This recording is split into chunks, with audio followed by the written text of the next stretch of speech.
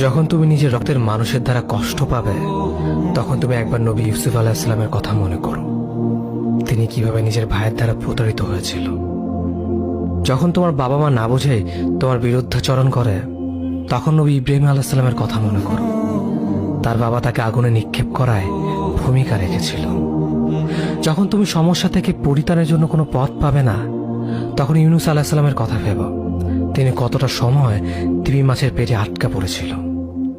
যখন তোমার নামে কেউ মিথ্যা অপবাদ ছড়িয়ে দেবে, তখন মা আয়েশা রাদিয়াল্লাহু আনহার কথা মনে করো। তার নামে পুরো শহর জুড়ে কুৎসা রচনা করা হয়েছিল। যখন তুমি অসুস্থ ব্যথার যন্ত্রণায় কাতরাতে থাকো, তখন নবী আইয়ুব আলাইহিস সালামের কথা ভেবো। তিনি ভয়ঙ্কর এক ভাইরাসজনিত রোগে আক্রান্ত হয়ে তোমার থেকে বেশি কষ্ট পেয়েছিল। যখন তুমি দিনের কোনো বিধান নীতিতে যুক্তি খুঁজে পাও না, তখন নবী নূহ আলাইহিস সালামের কথা ভেবো। তিনি কোনো প্রশ্ন ছাড়াই মরুভূমিতে নৌকা তৈরি করেছিল।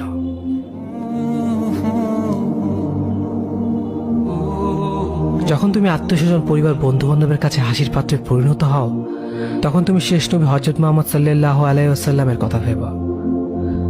রাসূল সাল্লাল্লাহু আলাইহি ওয়াসাল্লাম বলেছিলেন, সবচেয়ে বড় পরীক্ষা দিয়ে সবথেকে বড় পুরস্কার আসে। যখন আল্লাহ কাউকে ভালোবাসেন, তখন তাকে পরীক্ষা করেন, এবং যে এই পরীক্ষাগুলো মেনে নেয়, সে আল্লাহর সন্তুষ্টি অর্জন করে।